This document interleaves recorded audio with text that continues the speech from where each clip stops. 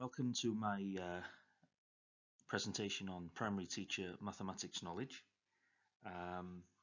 In this section, we will go through in some detail the types of knowledge required and needed by associate teachers for teaching primary mathematics. We'll then go on to explain how we can use a particular framework to help identify content-specific aspects of this knowledge through observing and reflecting on mathematics lessons. This presentation has 5 major sections. So the first section will be what kinds of knowledge for teaching mathematics are needed. Then we move on to emphasize the importance of mathematical content knowledge for teaching mathematics. Then we have a section on how can your mathematical content knowledge be identified and developed. And we have quite an important section then on the background historical perspective to the knowledge quartet, which is a framework for analysing and developing one's own mathematical teaching and learning. And then finally we summarise, and I have some further reading for you to read on. Okay, so in this first section, we're going to look at what kinds of knowledge do teachers need to know in order to teach primary mathematics. So, proceed. Okay, so on this slide, where I'm going to ask you either individually or in groups, depending on the nature of how you're watching this and listening to this, make a list of some of the things that you think a primary school teacher needs to know in order to teach mathematics. So make a general list of, whatever knowledge or things that a primary school teacher needs to know in order to effectively teach mathematics. And you might find it useful, before proceeding to the next slide, to pause the presentation here so that you give yourselves or your group a few minutes to discuss before proceeding onwards. So I will wait a few moments while you pause before you proceed.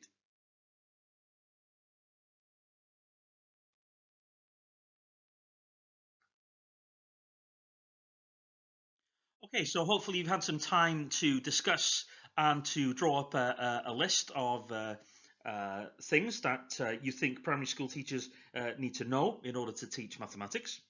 Consider, are all the things that you have in your list specific to teaching mathematics, or are some of the things there applicable to other curriculum or areas of learning areas? So we should really focus in on the specific bits that relate to mathematics teaching itself. So after reflection on this, I think I might have divided this into different types of what I call and others call content-specific knowledge. So there are different ways of grouping this. So here's a suggestion. So some of your ideas might fit in with knowledge of calculation strategies. So some of the things in your list might have been cut down into these areas. Another area might have been understanding of concepts. So teachers need to understand the areas and concepts relating to these. Some other things in your list might have addressed knowing how to use different resources, whether that be digital resources or manipulatives or actual physical resources within the classroom effectively. Or some of your bullet points on your list might have been about your knowledge or a teacher's knowledge of the curriculum or the particular program of study, or increasingly in Wales, of course, the AOLE, the area of learning. So consider how these things fit under these categories. And you might want to spend some time just kind of grouping or coding your list under these headings. So I'll just, if you wish to pause here, now is a good time to pause before you do that task.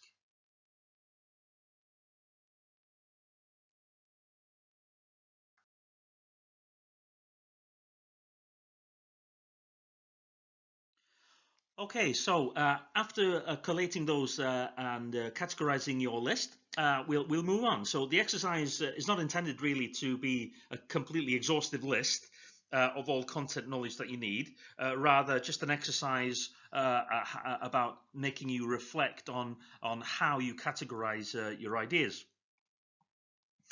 So we have this idea of having different kinds of mathematical content knowledge, which are important. And some of these ideas in your list, maybe the kinds of things you'd expect people who are not teachers to even know. Particularly the first two categories. You wouldn't, however, expect everybody to have who are not teachers to know about appropriate resources for mathematics teaching, or to know about it in an official curriculum guidance. This is not public knowledge.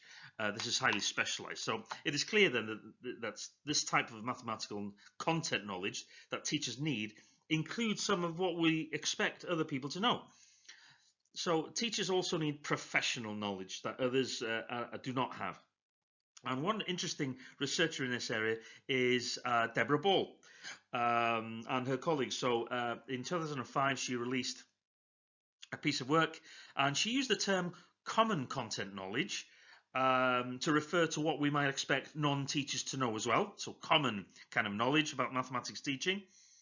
And also the knowledge which only teachers are expected to know. So she termed this as specialized content knowledge. So as you would expect, all professions, lawyers, architects, and so forth, have knowledge bases that are specific to their own realm. And this also connects to other work that has been done in the 1980s, which we'll now discuss.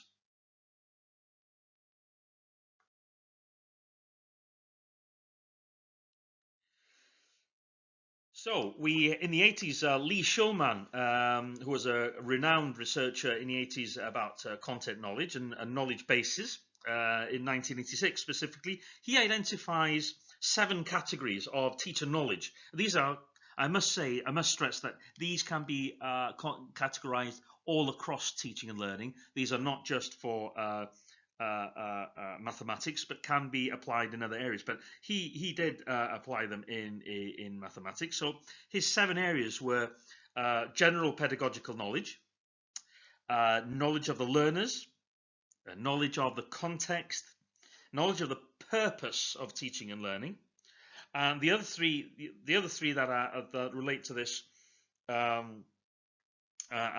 Which we'll go on to, but first, subject matter knowledge is concerned with the both substantive and syntactic knowledge. So if we proceed to the next slide here, we see that Shulman's content-specific knowledge. These are probably the 3 most important for us in our discussion. These are subject matter knowledge, or as we coin it, SMK, subject matter knowledge, subject knowledge. The second is pedagogical content knowledge, PCK. And the third, curriculum knowledge. So to take the first one, subject matter knowledge, this can be substantive or syntactic. So substantive knowledge refers to facts, the process of mathematics learning, and the links that can join them. This might be the knowing the properties of an isosceles triangle, and understanding what a fraction is, knowing how to multiply decimals by 10, knowing that division is the inverse of multiplication, and so forth. Now, the other type of knowledge is the syntactic knowledge, and this refers to knowing how mathematical truths are established. So this is the means of inquiry in mathematics. This concerns the process of doing mathematics rather than the product of the activity. So it includes knowing how to prove an idea, for example, being able to demonstrate why the sum of 2 odd numbers must always be an even number. So it is more about the subject knowledge of how to prove or the process of that. And you can see both are quite subtle, but actually quite specific. Pedagogical content knowledge refers to how teachers transform their known knowledge into a form that makes it accessible to learners. So it's the delivery. It's the what do you know about what knowledge do you have of what's the best way to get these concepts over in mathematics, and it includes knowledge of how to use resources. It includes knowledge on different representations, modes of learning. So what's the best kind of delivery? Is it CPA, Bruner, concrete pictorial abstract, or should we use discovery learning in some way, or could it possibly be problem-based learning? So the pedagogical knowledge that encompasses nothing really to do with the mathematics itself, more to do with modes of delivery and being most effective. So pedagogical knowledge also is about how do teachers know to break down concepts into smaller concepts so that learners can best access them. Okay, so curriculum knowledge then is a knowledge by a teacher refers to knowing what it is that learners are expected to know. So areas of learning that can be found in PDF documents, Learning Wales and so forth in Wales, obviously, or in textbooks to do with other areas. So, a small task for you to consider. Consider your own content knowledge. So, in light of what we've just been discussing with Schulman, SMK, subject matter knowledge, pedagogical knowledge, and curriculum knowledge, think of these aspects of knowledge matter, specifically the subject matter knowledge, with the substantive and syntactic knowledge separately, and rate your own confidence level in each of these areas of subject knowledge, and which areas do you feel very strongly, because it doesn't necessarily follow that someone with a degree in mathematics who has fantastic maybe subject matter knowledge on curriculum knowledge, it might be very strong in pedagogical knowledge. Someone who might have been a TA in a classroom for absolutely years and knows all the different modes of delivery that are effective in a school. Some of those might be stronger in the PCK area than they are actually in the subject matter knowledge. So we're all different. So I'm asking you here to rate yourself maybe on the stars, 5-star kind of axis, just to kind of reflect yourself on, where are your strengths? If you had to go from the strongest one, which one would it be? Or which one would you prefer or like to develop further? So I'll pause here to reflect on this task.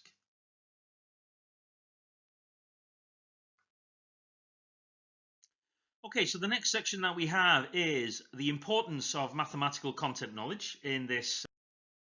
So a number of research studies have been shown in light, and this is some background reading for you to consider, but I shall discuss and talk through some of them here and now.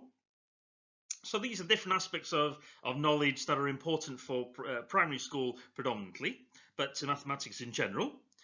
So if we simply look at the level of qualifications that people have in mathematics by teachers, then the research tends to find no kind of correlation between the effectiveness, and there seems to be no direct relationship between teacher knowledge and effective teaching. So the work of Eisenberg and Beagle, these works conclude that the widely held belief that effectiveness as a teacher is directly related to knowledge of the subject and qualifications was false in their study. But you probably know people who really know their subject but who are not good at helping others. So we've discussed here that the subject matter knowledge is not the whole picture. There are other things to consider. However, that's not to say that it's not important. Clearly, you can't teach mathematics without knowing what to do. So others such as Askew also were involved in this.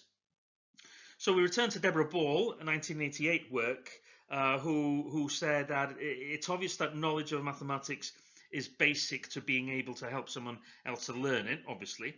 And then Finema also found that teachers taught areas of very young mathematics lesson about which they they were knowledgeable more effectively than areas in which they were not. So in also another study was done by Licking Ma.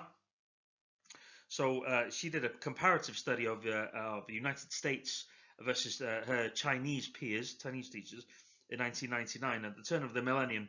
And then she demonstrated in that work that it was important for teachers to both have a deep knowledge of mathematics, especially at the level that they were teaching, rather than having knowledge of advanced mathematics. So she coined these terms as having profound understanding of fundamental mathematics. And she showed that Chinese teachers in her study had more profound knowledge of the elementary school mathematics and this equipment to teach more effectively compared to the United States colleague, which had less of this profound knowledge.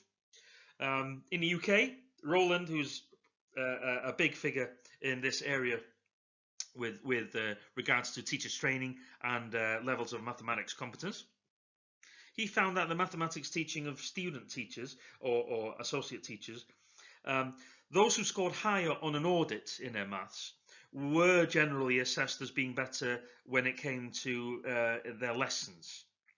So he did find a slight trend. You know, those who did very well on audits on entry were those who got predominantly quite good grades in teaching class. And then finally, the work of Hill in 2005 found that pupils of teachers with stronger mathematical knowledge made greater progress than pupils whose teachers had relatively weaker. So all these studies really found that teachers' mathematical content knowledge is kind of linked to effectiveness of the teaching, but they go beyond looking at formal qualifications, especially Ma's study and others. Okay, so we'll pause here while we investigate one or two in depth.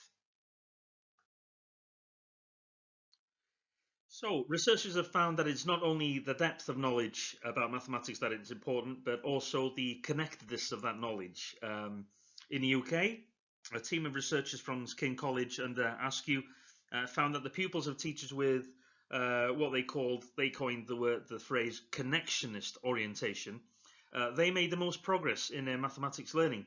These teachers, connectionist teachers, had a set of beliefs and believe that learners should have a rich network of connections that connected different parts of mathematical ideas, and their lessons were based on connecting different aspects of the curriculum together.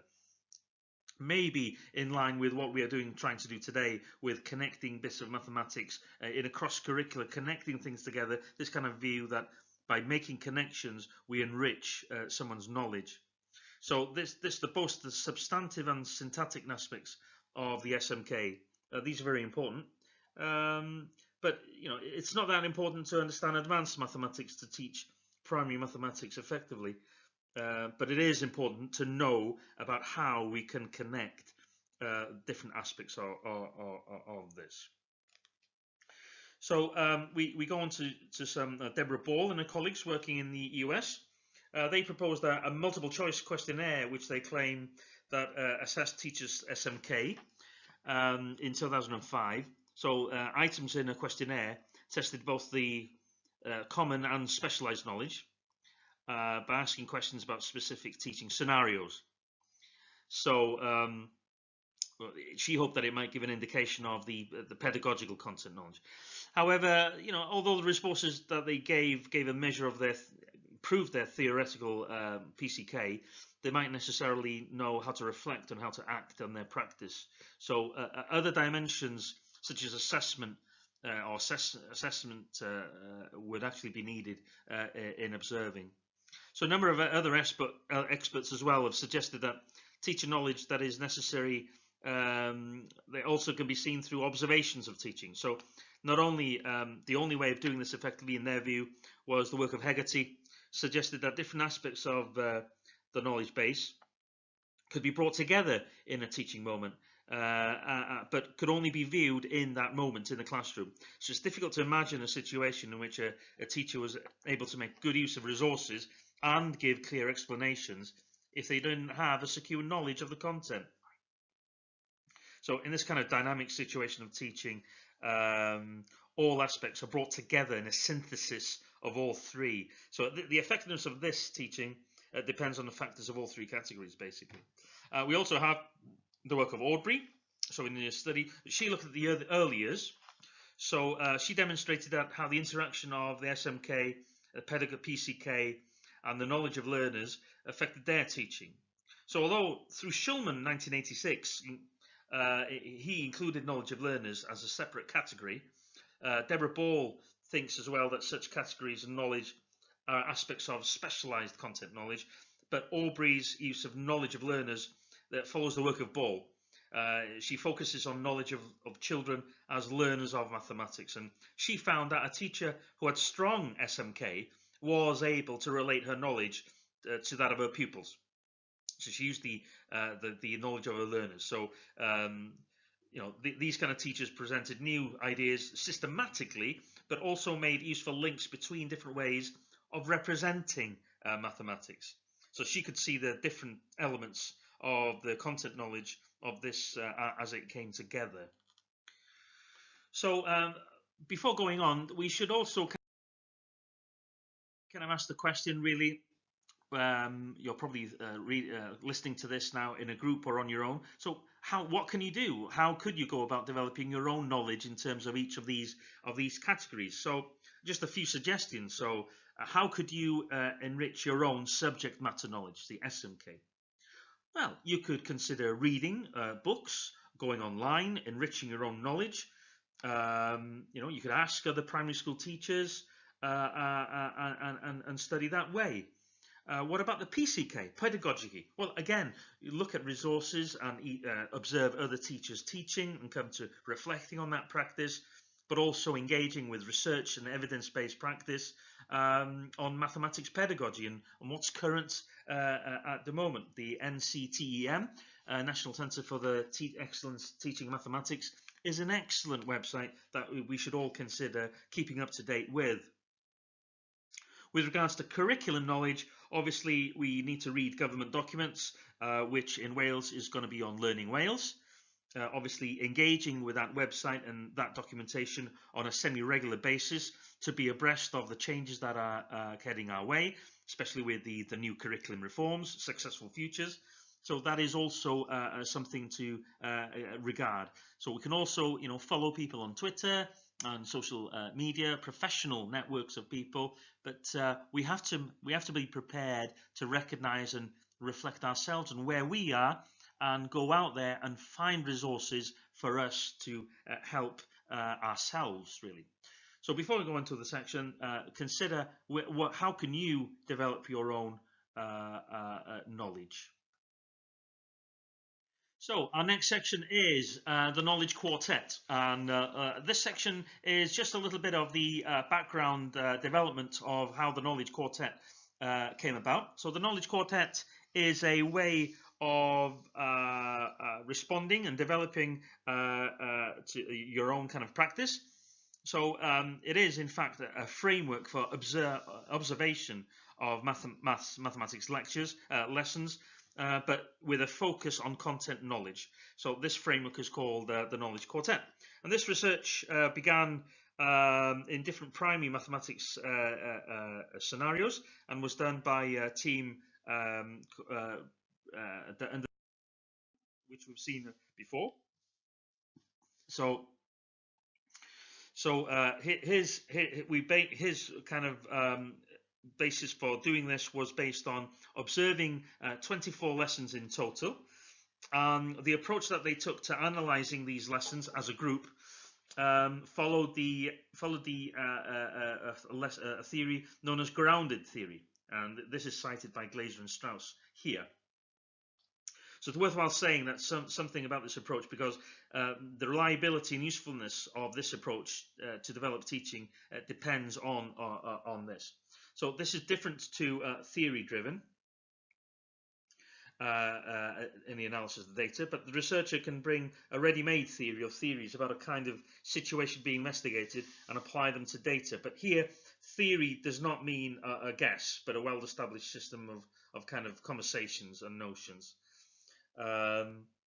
So in this kind of approach, grounded theory does not bring existing theory to make sense of the data.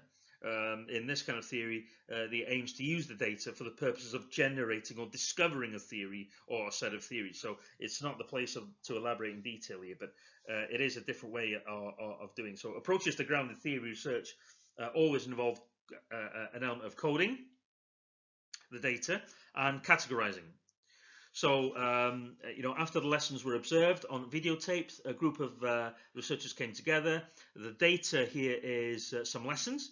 So after or as somebody observes these lessons and videotapes and goes back, then you start coding. Kind of coding is basically describing a set of statements that describe a general theme. So coding here might be going through a videotape and these are the kind of themes I am able to discern from watching it.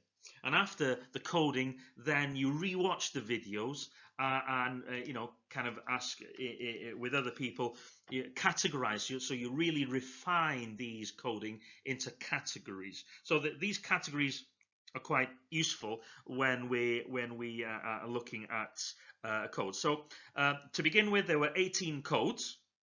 So it gave them a way of looking at and talking about primary mathematics teaching in practice, and it focuses on the teacher and their mathematical knowledge of teaching. So this is useful to the extent that we had a set of concepts and as well as an associated vocabulary that was sufficient to identify and describe various ways in which mathematics content knowledge plays out in a lesson. So 18 codes is actually too many. So eventually, these 18 codes, which I'll go on to later, were actually condensed into four notions, which or four big ideas. We'll go on to the this is the kind of way that they describe this. So the study of the lesson, descriptive accounts of the coding, and then the analytical accounts to produce. And here are the four big ideas. So the knowledge quartet refers to the four headings here.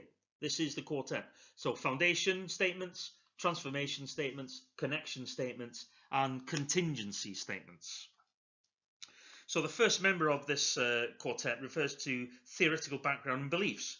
So by theoretical, we mean the kind of knowledge that you have on school or in teacher kind of training. So it differs from the others that in that this is knowledge that is also already possessed, but irrespective of your being put. So the other three dimensions of the knowledge quartet all rest on this one. So the foundation is absolutely pivotal. Foundation really is the SMK, the subject knowledge. So by fundamental, we mean rational, reasoned approaches to making decisions.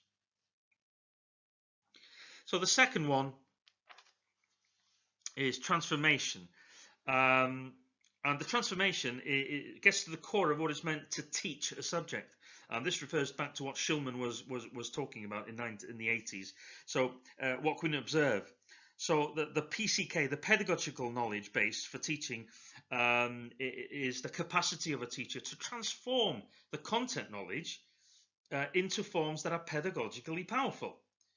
So this is obviously echoed as well by Ball, who thought that the difference between knowing some mathematics yourself and knowing in order to be able to help someone else learn it. So it's the pedagogy and how you transform your knowledge into knowledge that others can digest. Third one, connection. So the connection is concerning the coherence of the planning or teaching across a few lessons or a series of lessons. So mathematics is obviously notable for coherence and being very clear, but also as a massive body of knowledge within itself. And this has to hold together. So the work of Askew can be linked here in a discussion of what constitutes mathematical content knowledge. It has to, you have to know how things connect, and this in the work of Askew and Ball. It's really, really important that we strenuously argue for the importance of connecting knowledge for learners. Also here in connection, it is really useful, this dimension could include sequencing of topics, or the reasoning behind why do you sequence things in a particular way between lessons. It includes ordering the tasks and ordering exercises. So the ability to sequence teaching effectively involves, you making choices about knowledge of structures and connections within mathematics itself, and also an awareness of the relative cognitive demands that each of those concepts have on the different subjects. So lastly, contingency. Well, contingency is, this is about what, things that arise that you can't plan for or you can't anticipate. So basically, what is the capacity of a teacher to kind of go off piste when required, or respond to children's ideas, or deviate from an agenda, if it makes sense. Brown and Ragg in '83 wrote about responding to these kind of linchpins is important. Being able to go off piste and to be able to explain more in depth when required, depending on what kind of contingencies come up in the lesson. So being able to not miss opportunities, being able to respond to learners' ideas as well. So contingency possibly have connections with AFL, the Assessment for Learning, and the work of Dillon William, also in the 2000s. So William and Black, I'm sure that you've standard reading on Assessment for Learning. So these are the main headings. So it is possible to kind of reflect on your own teaching by observing lessons or recording sessions and looking at them through these four. So here we are then. So the knowledge quartet itself, the foundation, the transformation, the connection, and the contingency. Foundation is obviously underpins all the others, but all the other three should be concentrated on in their own ways. So I'm just putting here some work of other researchers that have these bits specifically linked to. But in essence, here is the knowledge quartet. We can observe and you can reflect and improve your mathematics teaching through the knowledge quartet reflection. So our next session here is about using the knowledge quartet. So this is just about a discussion about how we can use it, and actually is a set of forms and observation. So the knowledge quartet and how we can use it to reflect on your teaching of mathematics. And by using this, we're using the work of the knowledge quartet as introduced by Roland. So here I've got some cogs, and inside each cog I've got one of the four components of the knowledge quartet. So these are little descriptors to help somebody, yourself or a mentor or a tutor, to kind of consider when looking at a mathematics lesson, what kind of categories should we actually focusing on when reflecting on the quality of the content knowledge. So the foundation category, transformation, connection, and contingency. And in practical terms, these should be read through and possibly graded using the university grading system, possibly. Is basically, in essence, a set of statements, to be honest. So does the associate teacher or does the trainee teacher have a clear and coherent belief about the purpose of mathematics education and why his or her pupils are compelled to learn it? So the ethos, the beliefs that underpin the subject knowledge here, can the candidate demonstrate the knowledge that are significant in teaching? Can the candidate develop understanding rather than excessively emphasize procedure?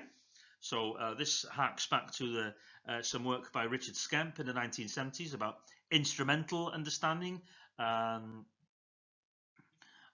relational understanding.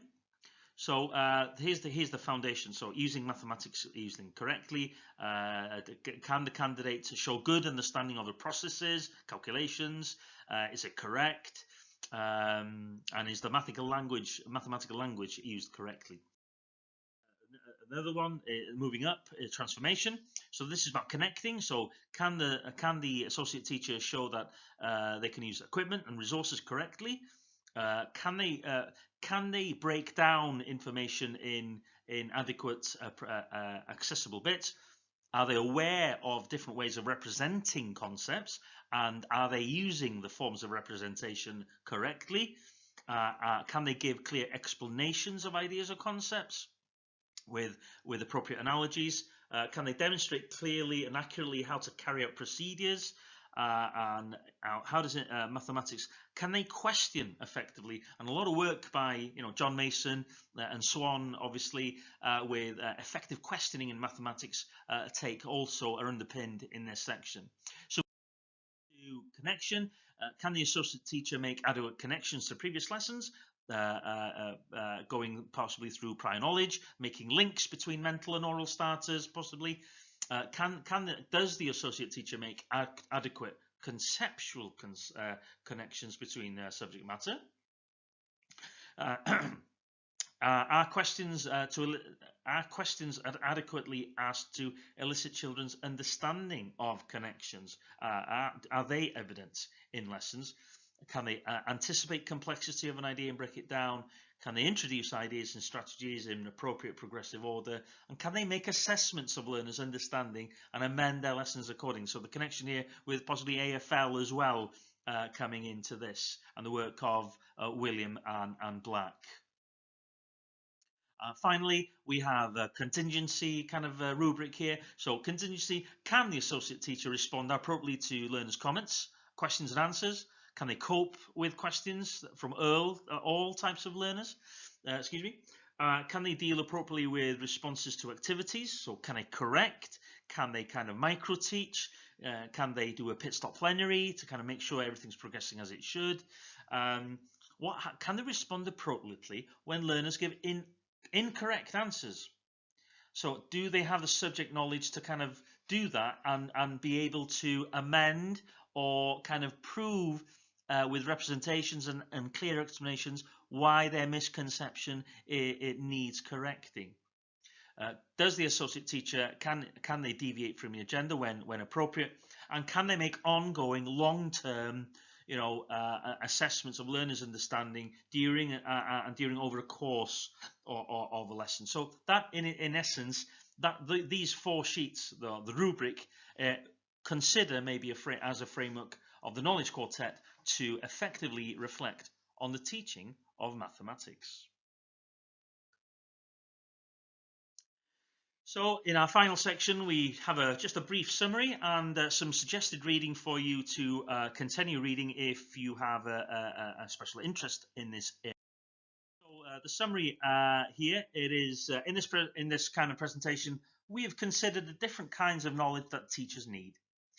Other educated people do not. In order to be able to teach primary school mathematics, we refer to Lee Shulman's 7 categories of teacher knowledge, and we've focused in particular on 2 that are specifically related to mathematics content knowledge, which are subject matter knowledge, SMK, and pedagogical content knowledge, PCK. So remember, subject knowledge is what you know about the area of mathematics, the subject itself. Pedagogical knowledge is what do you know about how you transmit, what are the different modes of learning and teaching and learning for mathematics. So having explained what is meant by these 2 categories, we then discussed why having these types of knowledge is important. And we were asked to consider our own. You were asked to consider your own mathematics knowledge in relation to Shulman's categories, and to think about ways that you might develop your own aspects of. We then went on to explain. I explained a little bit about the historical background about the knowledge quartet, how it was done, how it was developed. And the way that it is a framework of categorizing teachers' content knowledge by our observation during lessons. We also went on to consider the 4 dimensions. Out of the 18 codes, we kind of filtered those down into 4 dimensions. Obviously, the foundation, transformation, connection, and contingency, and we outlined those before. These are in line with Shulman's work, of course. And we also discussed ways of using the quartet framework as a tool with the rubrics of reflecting on your own mathematics teaching by focusing on specific content knowledge. And the templates, as you saw before, are there to help you and guide you in your way. So the reading then, well, of course, Shulman's work is seminal work in this area. So he's 1986. Those who understand knowledge growth in teaching is I would say, a required reading. Before going on to some quite new ones, the Liping Mao is a really popular book that she's got investigating and the comparison of Chinese pedagogies compared to the American. So it's quite an interesting one. But the Carol Aubrey it gives a really good background to ways of thinking about subject knowledge that are needed for mathematics. Another good read. And of course, the Knowledge Quartet itself by Tim Rowland, Peter Hugstep, and Anne Thwaites. This is a detailed account of how they developed the Knowledge Quartet that we know in this presentation. So hopefully this presentation has been useful and gave you an overview of the types of knowledge that are required for successful primary mathematics teaching. I hope it's engaged you with research. I hope it's also been of particular interest as it does really try to discuss some very important and actually quite hard discourse in relation to how do we begin to reflect on mathematics teaching. Is it just about learning the mathematics? Well, hopefully this presentation has convinced you that no, it isn't. It is much more than that, especially the three core elements, that being of the subject matter knowledge, pedagogical content knowledge, and curriculum knowledge. I hope you've enjoyed this. See you next time.